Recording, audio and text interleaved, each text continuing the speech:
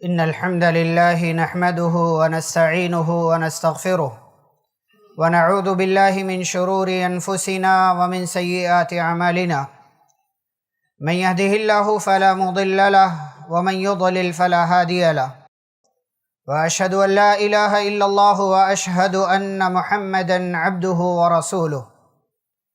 يا أيها الذين آمنوا اتقوا الله حق تقاته ولا تموتن إلا وأنتم مسلمون.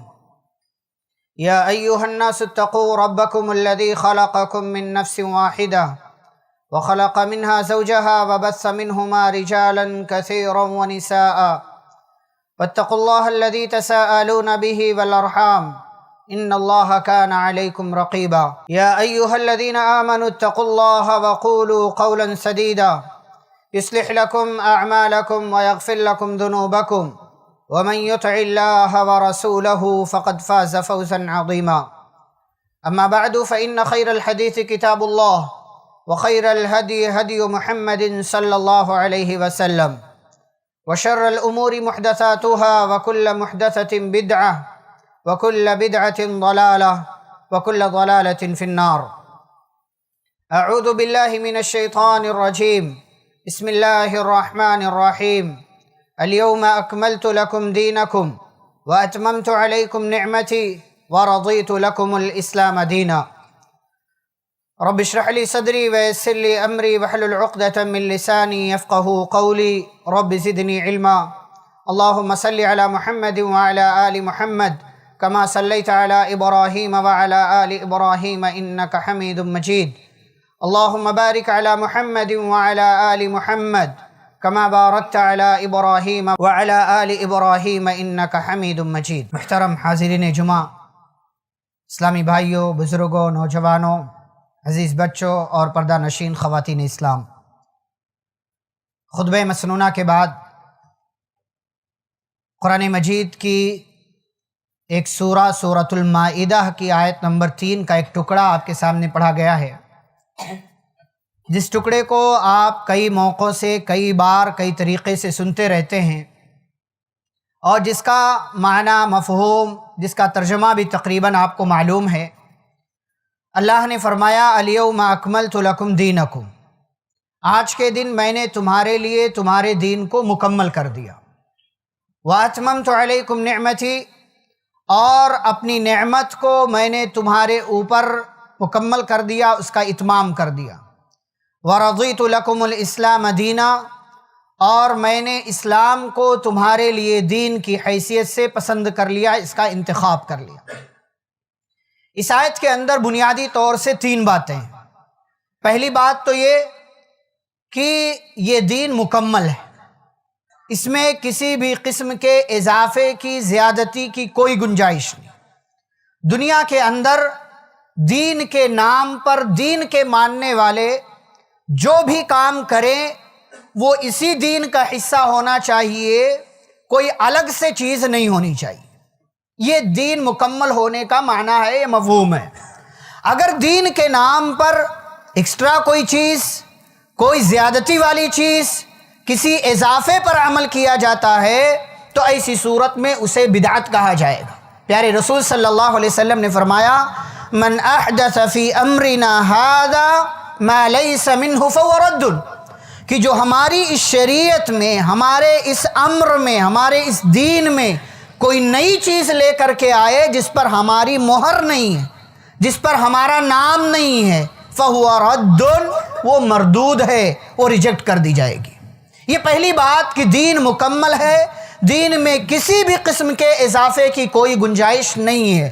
اگر کوئی بندہ یہ مانتا ہے، چاہے اپنے عمل سے یا اپنی زبان سے، کہ دین مکمل نہیں ہے، اس کے اندر وہ آئے دن نئی نئی چیزیں ایڈ کرتا رہتا ہے، شامل کرتا رہتا ہے، گویا کہ وہ اللہ پر الزام لگاتا ہے کہ اللہ نے جھوٹ میں اعلان کیا کہ دین مکمل. گویا کہ وہ پیارے رسول صلی اللہ علیہ وسلم پر الزام لگاتا ہے کہ آپ صلی اللہ علیہ وسلم نے اللہ کی طرف سے دی گئی ذمہ داری کو پوری نہیں کی اور آپ نے مکمل دین ہم تک نہیں پہنچایا. تو ہمارا سب سے پہلا عقیدہ یہی ہونا چاہیے کہ دین مکمل ہے. دوسری بات اس آیت کے حوالے سے کہ اللہ نے اس دین کو نعمت کہا ہے، اس دین کو اس مذہب کو، شریعت کو نعمت کا، وَأَتْمَمْتُ عَلَيْكُمْ نِعْمَتِي، اور ہمارے لیے دنیا میں آنے والے انسانوں کے لیے اسلام سے بڑھ کر کے کوئی نعمت نہیں، اسلام سے بڑھ کر کوئی نعمت نہیں۔ اور یہ عظیم نعمت، اتنی عظیم نعمت کہ دنیا بھر کا خزانہ آپ کے پاس ہو اور کسی کے پاس صرف یہ دین ہو، یہ ایمان ہو، تو آپ کے پاس دنیا بھر کا خزانہ بھی اس کے اس دین، اس اسلام کا مقابلہ نہیں کر سکتا۔ اللہ نے اس کو قرآن میں کئی جگہ ذکر کیا۔ تیسری بات جو اس آیت میں ہے، وَرَضِيتُ لَكُمُ الْإِسْلَامَ دِينًا، اللہ نے کہا کہ میں نے اسلام کو دین کی حیثیت سے تمہارے لیے پسند کر لیا، اب اسی دین پر تمہیں چلنا ہے، اسی دین کی باتوں کو اختیار کرنا ہے، اسی دین کے قانون اور اس کی تمام تر چیزوں شرطوں کے مطابق تمہیں زندگی گزارنا ہے۔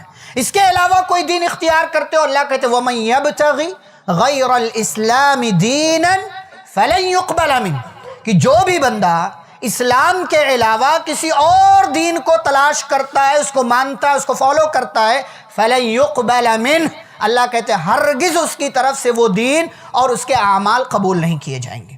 اب یہ تینوں باتیں جو اصولی باتیں، جو بنیادی باتیں ہیں، یہ آپ نے جان لیا۔ اچھا ایک بات اس میں یہ بھی آپ جان لیں کہ اللہ نے جو دین، جو مذہب اسلام ہمیں دیا ہے، یہ کوئی نیا دین نہیں ہے جو پیارے رسول صلی اللہ علیہ وسلم کو اللہ نے دیا۔ آپ دیکھیں آئے دن میڈیا پر اس طریقے کی باتیں چلتی ہیں کہ اسلام صرف 1400 سال پرانا دین ہے، جس کو لے کر کے مسلمانوں کے پروفٹ محمد صلی اللہ علیہ وسلم آئے۔ یہ آئے دن پروپیگنڈا کرتے ہیں اور اس بات کو لے کر کے اپنے دھرم کے بارے میں بتا، ہمارا دھرم بہت پتہ نہیں کتنے ہزار اور کروڑ سال پرانا ہے، اور اسلام تو صرف ابھی 1400 سال پرانا دین ہے۔ جبکہ اللہ نے سورۃ الشورى کے ایک آیت میں کہا شرع لکم من الدین ما وصى به نوحا والذی اوحینا الیک وما وصینا به ابراہیم وموسیٰ وعیسیٰ ان اقیموا الدین ولا تتفرقوا فیہ۔ اللہ کہتے ہیں کہ اے پیارے پیغمبر صلی اللہ علیہ وسلم، ہم نے آپ سے پہلے ابراہیم کو، موسیٰ کو، نوح کو، عیسیٰ کو، ان سب کو بھی یہی دین دیا جس کا نام اسلام تھا، جس کا نام اسلام تھا، اور ہم نے کہا اس دین کو اختیار کرو، اس میں تفرقہ بازی مت کرو۔ کیا پتا چلا؟ یہ دین، یہ مذہب جس کا نام اسلام ہے، یہ تب سے ہے جب سے انسان ہے، یہ تب سے ہے جب سے یہ دنیا ہے، اور اسلام سے پرانا دھرم، مذہب، دین، شریعت، قانون اس دنیا کے اندر اور کوئی نہیں، اس لیے کہ اللہ کا دین ہے، یہ اللہ کا دھرم ہے، اور یہ اللہ کا مذہب ہے، اور اللہ رب العالمین نے قرآن مجید کے اندر اس کا جا بجا تذکرہ کیا ہے۔ یہ تمہیدی باتیں، بنیادی باتیں میں نے آپ کے سامنے رکھی۔ شعبان کا مہینہ چل رہا ہے، آج اس کی 12 تاریخ ہے۔ 2 دن کے بعد ہمارے اپنے مسلمان بھائی اسی دین کے نام پر، اسی شریعت کے نام پر، اسی قانون کے نام پر ایسی بدعتیں انجام دیں گے جن کا تصور صحابہ کے یہاں نہیں تھا۔ شعبان کے تعلق سے ایک بات صرف جو ہے وہ ثابت ہے، یا زیادہ سے زیادہ آپ کہہ سکتے 2 بات۔ وہ بات کیا ہے؟ پیارے رسول صلی اللہ علیہ وسلم نے اس مہینے میں روزہ رکھا ہے، زیادہ سے زیادہ روزہ رکھا۔ کیوں؟ پیارے رسول صلی اللہ علیہ وسلم سے سوال ہوا آپ اس مہینے میں بہت روزہ رکھتے، بعض دفعہ ایسا لگتا تھا کہ آپ پورے مہینہ روزہ رکھیں، اکثر دن آپ روزہ رکھا کرتے۔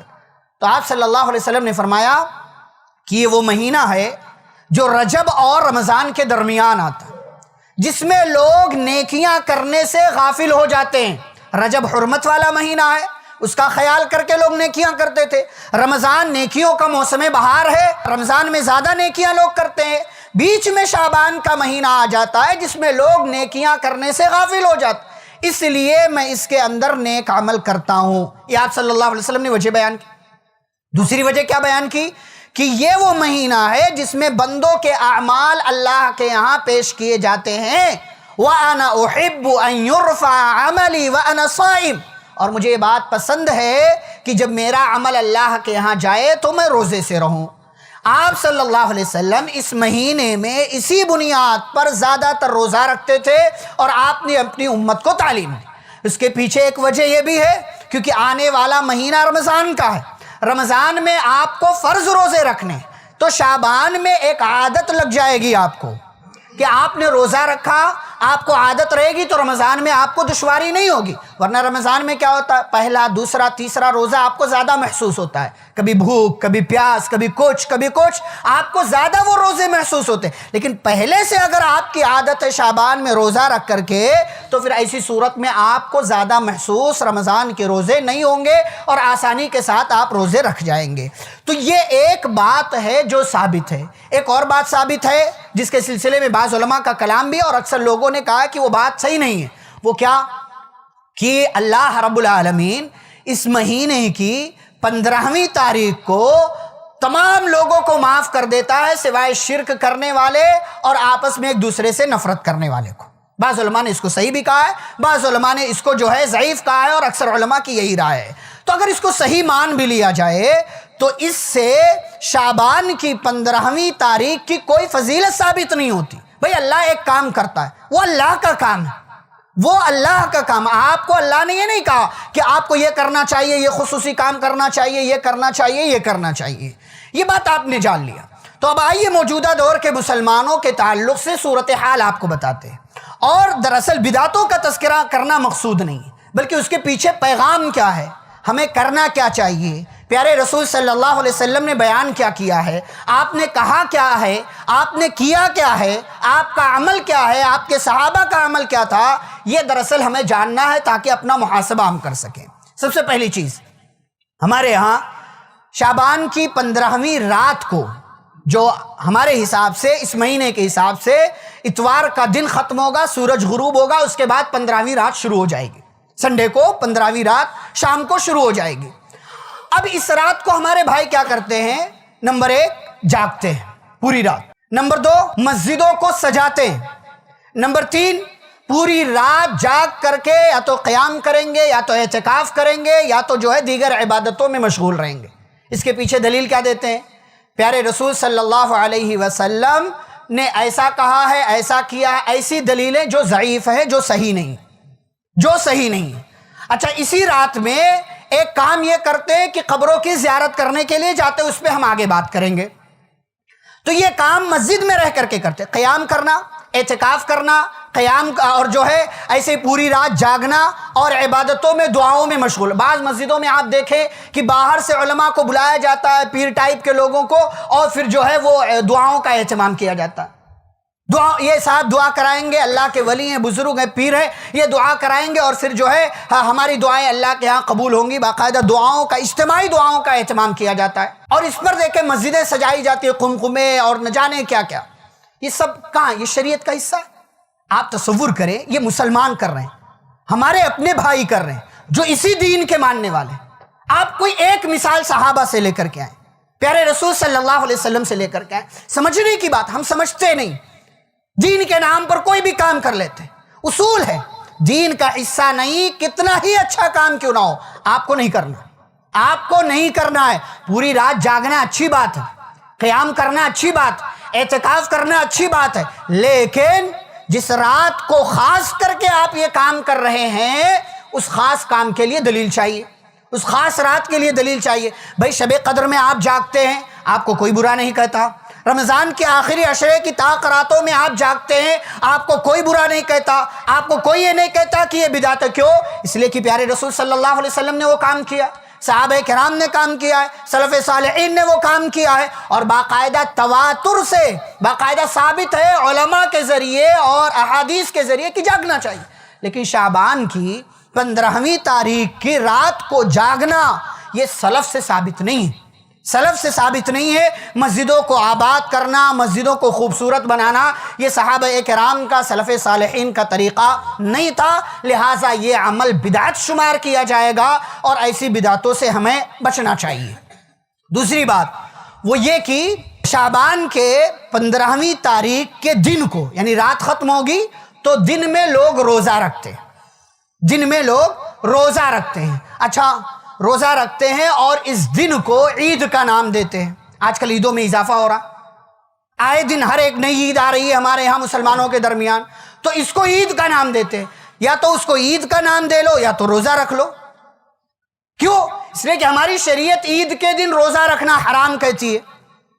آپ عید کے دن روزہ رکھ رہے ہیں، ایک طرف عید کہہ رہے ہیں اور دوسری طرف روزہ رکھ رہے ہیں، تو ایک آپ اسی لیے کہتے ہیں نا بدعت باجھ نہیں ہوتی، بدعت باجھ نہیں ہوتی، ہر آئے دن آئے سال نئی نئی چیزیں اس میں ایڈ ہوتی رہتی، جبکہ سنت اپنی جگہ پر قائم رہتی، سنت اپنی جگہ پر قائم رہتی، اس میں کوئی اضافہ نہیں کسی طرح کی کوئی. بھائی محرم کے ہم 2 روزے رکھتے ہیں، کوئی اضافہ نہیں، آئے سال ہم تیسرا روزہ نہیں رکھتے، چوتھا روزہ نہیں رکھتے، عرفہ کا 1 روزہ ہم رکھتے ہیں، ثابت ہے. ایسے ہی اور دیگر سنتیں آپ دیکھ لیں، جبکہ بدعت آئے دن نئی نئی چیزیں اس میں شامل ہوتی رہتی.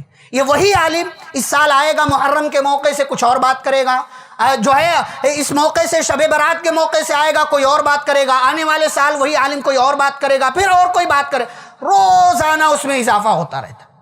تو شعبان کی 15 تاریخ کو روزہ رکھنا دن میں، اسے عید کا نام دینا، یہ دونوں غلط ہے. روزہ رکھنا کیوں غلط ہے بھائی؟ شعبان میں تو پیارے نبی صلی اللہ علیہ وسلم روزہ رکھتے تھے، تو آپ کیوں کہہ رہے ہیں کہ غلط ہے؟ اس لیے کہ آپ صرف اسی 15 تاریخ کو خاص کر رہے ہیں، آپ اپنی طرف سے خاص نہیں کر سکتے. بھائی آپ 13 14 15 کسی کا معمول ہے ایام 20 کے روزے رکھتا ہے، چاند کی 13 14 15 تاریخ کو ہر مہینے وہ رکھے، اور کسی کا معمول ہے کہ شعبان میں پہلے سے روزہ رکھ کر کے آ رہا تھا، وہ بھی رکھ لے 15 تاریخ کو. لیکن آپ خاص بتائیں کہ شعبان کی 15 تاریخ کو روزہ رکھنا ہے، اس کے لیے دلیل دے. ایسی دلیلیں جو ضعیف ہیں یا تو موضوع ہیں، من گھڑت ہیں، بنائی گئی ہیں اپنی طرف سے، نبی کریم صلی اللہ علیہ وسلم کی بات نہیں ہے. اوپر سے فضیلت بیان کرنا کہ جو یہ روزہ رکھے گا اس کا یہ ہو جائے گا اور اس کو یہ فضیلت ملے گی، یہ ساری باتیں شریعت اسلامیہ سے ثابت نہیں ہیں. خاص صرف 15 تاریخ کو آپ روزہ رکھیں گے تو یہ عمل بدعت کہلائے گا، کیونکہ صحابہ نے صرف 15 تاریخ کو کوئی روزہ نہیں رکھا. یہ ہے شریعت کی تعلیم. اب اسی میں ایک اور بات آگے، وہ یہ کہ جیسا کہ میں نے کہا شعبان کی 15ویں رات کو ہمارے بھائی قبروں کی زیارت کرنے کے لیے جاتے ہیں. اب آپ دیکھیں یہاں پیارے رسول صلی اللہ علیہ وسلم سے جو چیز ثابت ہے وہ ہم نہیں کرتے، اور جب ثابت والی چیزیں نہیں کریں گے تو کیا ہوتا ہے پتہ ہے؟ عبداللہ بن عباس رضی اللہ تعالیٰ عنہما اور بعض دیگر صحابہ سے ثابت ہے کہ جب لوگ سنت پر عمل کرنا چھوڑ دیں اور اس کی جگہ بدعت ایجاد کر لیں تو اللہ رب العالمین اسی جیسی سنت اٹھا لیا کرتا، اسی جیسی سنت اٹھا لیا کرتا. اب شعبان میں آپ بدعتیں لے کر کے آئے، آپ پورا سماج دیکھیں کہ ان بدعتوں کی وجہ سے نتیجہ کیا ہوا؟ روزوں کی سنت اٹھ گئی. کون رکھتا ہے روزہ شعبان میں زیادہ؟ اکا دکا کوئی رکھتا ہو. شعبان میں روزوں کا اہتمام ہے ہمارے ہاں؟ آپ خود اپنے آپ سے پوچھیں، آج 12 تاریخ ہے، کتنے روزے رکھے آپ نے؟ 12 دن میں ایک روزہ بھی رکھا آپ نے؟ نہیں رکھا. کیوں؟ اس لیے کہ ہمارے سماج میں بدعتیں آ رہی ہیں، اور جب بدعتیں آئیں گی تو اللہ کا قانون، اللہ سنت کو اٹھا لے گا، اللہ سنت کو اٹھا لے گا. تو یہ دیکھیں آئے دن نئی نئی بدعتیں پیدا ہو رہی ہیں. اسی میں پیارے نبی صلی اللہ علیہ وسلم کی تعلیم، آپ نے کیا فرمایا؟ یہ دراصل بات آپ کو سمجھانا، کنت نہیتکم عن زیارت القبور فزوروها. آپ صلی اللہ علیہ وسلم نے صحابہ کو شروع میں قبروں کی، قبرستان کی زیارت کرنے سے منع کیا تھا. بعد میں آپ نے کہا کہ دیکھو میں نے منع کیا تھا، کیوں؟ اس لیے کہ تم ابھی مسلمان ہوئے تھے، قبروں کی زیارت کے لیے جاتے تو نقصان ہو سکتا تھا، لیکن اب میں اجازت دے رہا ہوں، اب جاؤ قبرستان کی زیارت کر سکتے ہو. کیوں؟ فَإِنَّهَا تُذَكِّرُكُمُ الْآخِرَةَ. کیوں؟ اس لیے کہ قبروں کی، قبرستان کی زیارت کرنے سے آخرت یاد آتی، موت یاد آتی ہے، اللہ یاد آتا ہے، آخرت کی زندگی یاد آتی ہے. اپنی زندگی کا ہم محاسبہ کرتے ہیں، وہاں جا کر کے برے سے برے لوگ بھی اچھے بن جاتے ہیں، اور کچھ سوچتے ہیں، غور و فکر کرتے ہیں، اپنی زندگی میں دیکھتے ہیں کہ انہوں نے کیا اچھا کام کیا، کیا برا کام کیا. وہ اس میت کو دیکھ کر کے عبرت حاصل کرتے ہیں کہ دیکھو مجھے بھی ایک دن مر جانا ہے. قبرستان میں موجود لوگوں کو دیکھ کر کے عبرت حاصل کرتے ہیں کہ چاہے کتنا ہی مالدار، عہدے والا، پہنچ والا ہو جائے، ایک نہ ایک دن ان تمام لوگوں کی طرح اس کو بھی مر جانا ہے. اس لیے پیارے رسول صلی اللہ علیہ وسلم نے اجازت دی. ہمارا کیا معاملہ؟ ہم قبروں کی زیارت کے لیے جاتے ہیں. ہمارے سماج میں کسی کا انتقال نہ ہو تو ہم قبرستان بھی نہ جائیں. ہماری یہ حالت ہے، ہماری یہ حالت ہے کہ ہمارے معاشرے کا ہمارا اپنا کوئی انتقال نہ کر جائے تو ہم قبرستان بھی نہ جائیں. جبکہ پیارے نبی صلی اللہ علیہ وسلم گاہے بگاہے قبروں کی زیارت کے لیے جاتے تھے. ہمارے بھائی دلیل کیا دیتے ہیں شعبان کی 15ویں رات کو قبرستان کی زیارت کے لیے جاتے ہیں. کہتے ایک مرتبہ پیارے نبی صلی اللہ علیہ وسلم گئے تھے. ام عائشہ رضی اللہ عنہا کہتی ہیں کہ ایک دن میں نے بستر سے غائب پایا تو میں تلاش میں نکلی تو میں نے دیکھا کہ آپ بقیع قبرستان میں قبرستان کی زیارت کے لیے گئے ہوئے. اس کو دلیل بنا لیا لوگوں نے کہ پیارے نبی صلی اللہ علیہ وسلم گئے تھے. نبی صلی اللہ علیہ وسلم شعبان کی 15ویں رات دیکھ کر کے نہیں گئے تھے. پہلی بات تو یہ حدیث ضعیف ہے جو آپ بیان کرتے ہیں. دوسری بات مان بھی لیا جائے تو نبی صلی اللہ علیہ وسلم شعبان کی 15ویں رات دیکھ کر کے نہیں گئے تھے. اور تیسری بات کہ آپ صلی اللہ علیہ وسلم کا یہ معمول تھا, آپ گاہے بگاہے قبرستان جایا کرتے تھے. آپ سال بھر میں صرف شعبان کی 15ویں رات کو قبرستان نہیں جاتے تھے, بلکہ آپ کبھی احد کے شہداء کی قبروں پہ جا کر کے ان کے لیے دعائے مغفرت کرتے تھے, کبھی بقیع قبرستان میں چلے جاتے تھے, کبھی اور کسی قبرستان میں جہاں کوئی صحابی یا کوئی جو ہے صحابہ کا انتقال ہوا ہو, شہید ہوئے ہو, وہاں ان کی قبر ہو, آپ صلی اللہ علیہ وسلم وہاں چلے جایا کرتے تھے. آپ صلی اللہ علیہ وسلم نے اپنی ماں کی قبر کی زیارت کی دعا مانگی اللہ سے, اللہ نے اجازت دے دی آپ کو. تو آپ یہ کہیں کہ شعبان کی 15ویں رات کو جانا چاہیے, فرض ہے, تو یہ بدعت ہے, یہ بدعت. آپ صلی اللہ علیہ وسلم کی جو سنت ہے قبروں کی زیارت کرنا, قبرستان کی زیارت کرنا, آپ کے کسی رشتہ دار کا یہیں کرلا کے کسی قبرستان میں, جری مری کے قبرستان میں کوئی انتقال ہو کر کے وہ مدفون ہوں گے, آپ اپنے آپ سے پوچھیں کبھی گئے آپ اس قبرستان کی زیارت کرنے کے لیے, وہاں کے میتوں کے لیے دعائے مغفرت کے لیے؟ یہ کتنی عجیب و غریب بات ہے کہ جو سنت ہمارے یہاں ہے اس پر ہم عمل نہیں کر رہے ہیں, لیکن جو سنت نہیں ہے بدعت ہے, بدعت کا طریقہ ہے, اس کو ہم بڑے دھڑلے سے ہمارا معاشرہ, ہمارے مسلمان بھائی انجام دے رہے ہیں. اچھا اس پر کمال کیا ہے؟ قبرستان کیا ہے؟ عبرت کی جگہ ہے, نصیحت کی جگہ ہے, وہاں جا کر کے عبرت حاصل کرنی چاہیے. ہمارے بھائی کیا کرتے ہیں, اس رات کو قبروں کو بھی سجاتے ہیں. آپ دیکھیں خالی معلومات حاصل کرنے کے لیے آپ قبرستان چلے جائیں اس رات کو, خمخمے وہ ایسی ایسی لائٹنگ کی لگے گا کہ کوئی شادی ہے, کوئی فنکشن ہے.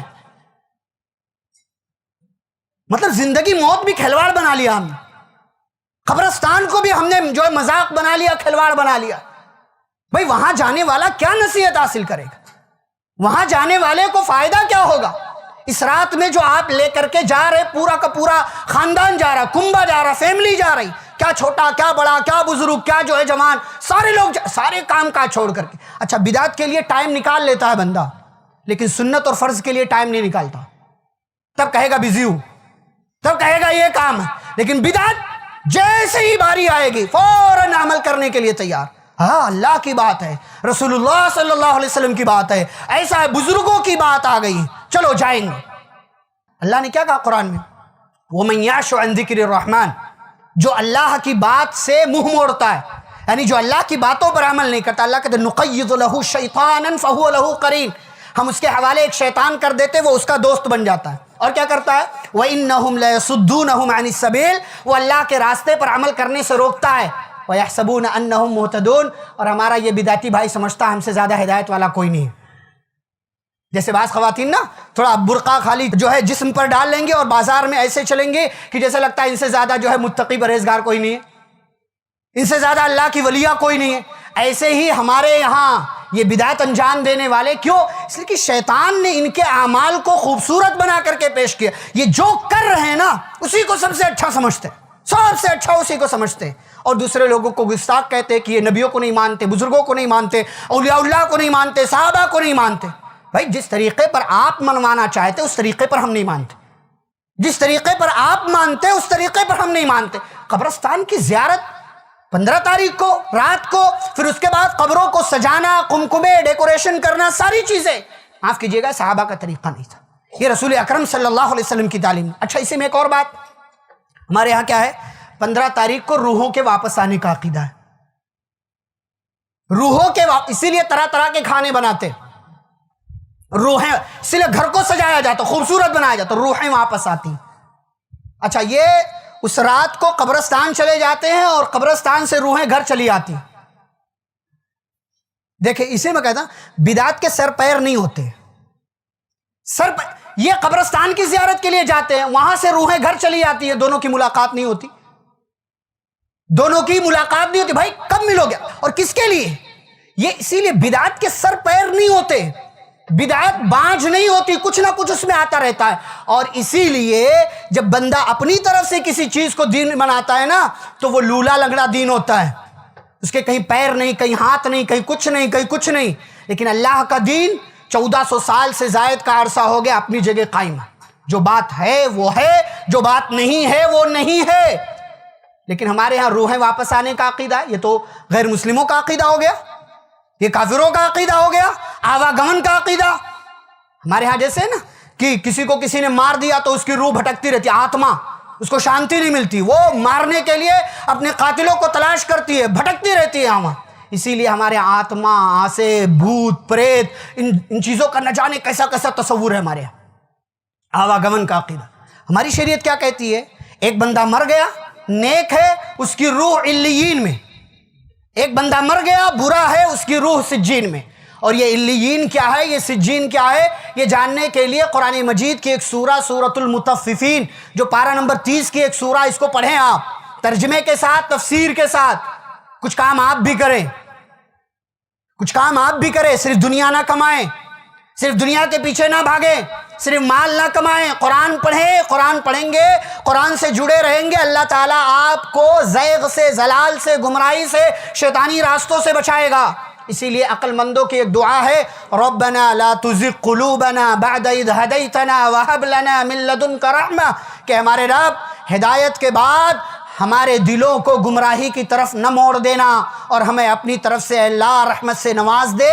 انک انت الوہاب، بے شک تو عطا کرنے والا ہے، بے شک تو عطا کرنے والا ہے. تو یہ روحوں کے واپس آنے کا عقیدہ یہ اسلامی عقیدہ نہیں ہے، یہ پیارے رسول صلی اللہ علیہ وسلم کی تعلیم نہیں ہے. اور آپ صلی اللہ علیہ وسلم نے ایسی کسی بھی بات کو شریعت مان کر کے یا شریعت کہہ کر کے نہیں بتایا ہے. یہ سب بعد کے لوگوں کی ایجاد ہے کہ اس طرح کے کام وہ انجام دیا کرتے ہیں. اچھا، پھر اس کے بعد آپ دیکھیں اسی میں ایک اور چیز جو اس موقع سے لوگ اختیار کرتے ہیں یا جس کو مانتے ہیں، وہ شب برات جو شعبان کی 15ویں رات ہے جس کو مانتے ہیں لوگ. اس میں کہتے ہیں کہ اس رات میں قرآن نازل ہوا، اس رات میں قرآن نازل ہوا، قرآن نازل ہونے کا عقیدہ. جبکہ جو بندہ قرآن نہیں پڑھتا نا تو وہ ایسی باتیں کرے گا. جو بندہ قرآن پڑھے گا اس کے لیے بات واضح ہے. اللہ نے کیا کہا؟ شہر رمضان الذی انزل فیہ القرآن. رمضان کا مہینہ وہ مہینہ ہے جس میں قرآن نازل کیا گیا. اب رمضان کے مہینے میں قرآن نازل ہوا، لیکن رمضان کے مہینے میں کس دن، کس رات، کس تاریخ کو؟ تو اللہ نے اس کی بھی وضاحت کر دی. انا انزلناہ فی لیلۃ القدر، ہم نے اس قرآن کو ہم نے لیلۃ القدر میں نازل کیا ہے. اب لیلۃ القدر کس میں ہے؟ رمضان میں ہے، اور رمضان کے مہینے میں قرآن نازل ہوا. اسی لیے دوسری جگہ سورۃ الدخان کی آیت، جس آیت سے لوگ استدلال کرتے ہیں کہ قرآن شب برات میں نازل ہوا اور اس کو لیلۃ مبارکہ کہتے انا انزلناہ فی لیلۃ مبارکہ، ہم نے اس قرآن کو مبارک رات میں نازل کیا. اب ایک طرف اللہ نے اس رات کو لیلۃ القدر کہا ہے، دوسری طرف لیلۃ مبارکہ کہا ہے، اور بیچ کی بات فائنل ہے کہ قرآن رمضان کے مہینے میں نازل ہوا.